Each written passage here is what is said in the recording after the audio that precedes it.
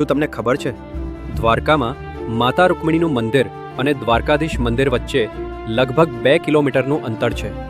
પણ કેમ? ભગવાન કૃષ્ણ અને રૂકમિણી તો એક પોતાના પ્રેમ માટે જાણીતા હતા. પછી એવા શું બન્યું કે બંનેના મંદિરો પણ એક સાથે નથી?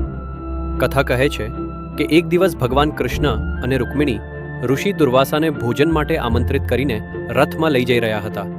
દુર્વાસાએ કહ્યું, રથ વહેલો ખેંચીને લઈ જશો, અને કૃષ્ણ રૂકમિણીએ આજ્ઞા સ્વીકારી.